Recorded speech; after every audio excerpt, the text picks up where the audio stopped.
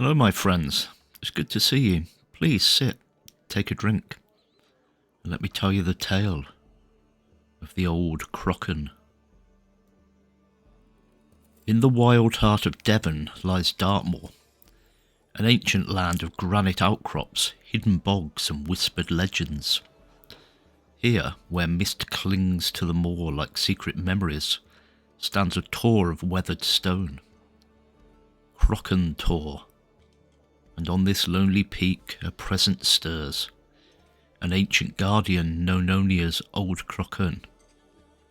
Tonight we journey across heather and peat to uncover the tale of Dartmoor's grey rider and the hellish hounds that follow in his wake. Old Crockern is not the spirit of a single man, nor the ghost of a recorded death. He is thought to be the very soul of the moor, granite brought to life.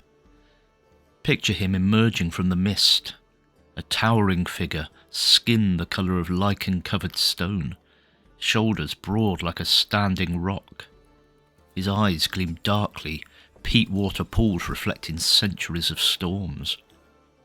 Over those eyes hang great shaggy brows, like sedge drooping over a bog. He rides on the back of a skeletal steed, mane whipping in the wind, hooves that scuff no dirt, and behind him, the wished hounds. Imagine black dogs the size of wolves, their eyes glowing red embers, their breaths steaming in the chill air. They slink through fog and forest, silent until their howls split the night. To hear that cry is to know the moor's ancient power is awake. In the mid-1800s, ambition brought a wealthy Manchester businessman, sometimes called Mr. Fowler, to Dartmoor's edge. He saw the bogs as wasted potential and dreamt of rich farmland. He imported steam pumps, hired labourers, marked out drainage ditches across the peat. But one of his workers, an old moorman, begged him to pause. "Last night I dreamt of a grey rider," the man warned. He said, "Let him scar my back, and I'll tear out his pockets." Fowler laughed at superstition. But the peat does not bend to steam. The pumps clogged in black mire, ditch-digging machines sank below the surface, tools vanished overnight, swallowed by the bog. The manager fell ill, workmen refused to return after dusk. And as the pounds drained from Fowler's purse, locals whispered, "Old Crockern's kept his promise." When Fowler abandoned his scheme and rode away, his carriage laden not with harvest but with ruined dreams. The moor seemed to sigh in relief. Below Crockern Tor lies Wistman's Wood, a gnarled knot of oaks, their branches twisted like arthritic fingers. Here, locals say, the wished hounds claim their dens. On storm-ridden nights, the wind dies suddenly. The moor goes unnaturally silent. Then, faint at first, a distant howl. Low, guttural and unearthly. You pause, lantern in hand, and the flame flutters as if unseen breath stirs it. The howls grow closer. You hear padding footsteps, and when you swing the light, nothing moves. Your heart hammers, you try to flee, but with each step the hound's baying answers coming from all directions at once. They ring you in, driving panic into your bones. Only when you stand still, hands clasped in respect, does the clamour recede.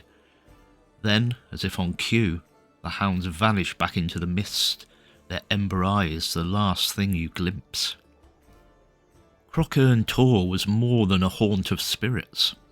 It was once a seat of power.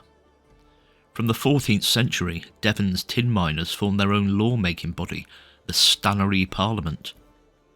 Picture an open-air courtroom, a circle of rough stone seats, miners in cloaks braving wind and rain, arguing disputes over metal, wages and rights.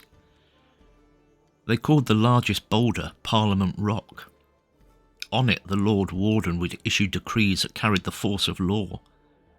Beneath those grey skies, men entrusted their futures to harsh weather and ancient stones. Some chroniclers hint that Old Crockern presided too, an unseen judge whose presence reminded them the land itself witnessed every oath, every false promise. As the debates raged, the Tor seemed to loom larger, as if crouching over the assembly. Today, walkers roam Dartmoor's trails with GPS and waterproofs, snapping selfies beside granite markers. But tread lightly, ancient eyes still watch. On clear days, you might almost see Old Crockern's silhouette etched into distant stone, or hear a faint echo of hooves when the wind is right. Photographers claim to capture strange mists that cling unnaturally to certain rocks. Radio enthusiasts report static bursts when near Crockern Tor. And even tourists, unaware of the tales, have left the Tor in tears, convinced they were chased by phantom dogs. Is Old Crockern a curse or a guardian? Perhaps both. As Dartmoor's oldest spirit, he demands two things: respect and humility. The moor is fragile, its peat bogs form over millennia, its wildlife thrives in delicate balance. Those who heed its rhythms find solace. Those who impose upon it meet silent retribution. So, before you set foot on the heather, do your part. Stick to paths, take your litter home, and tread softly on the peat. The moor remembers every footprint, every discarded wrapper, every careless shout. So if you find yourself on Dartmoor as the sun dips low, and the wind begins to whisper through the tors, pause, listen. Perhaps you will hear the distant hoofbeat of a grey rider, or the low bay of the wished hounds, reminding you that some parts of this land belong to ghosts older than memory, and that for every soul who dares to walk these ancient stones, the legend of Old Crockern rides on. Thank you for joining me on this journey. If you enjoyed this tale from Britain's wild places, subscribe, leave a comment, and ring the bell for more myths, legends and stories that linger where the earth is oldest.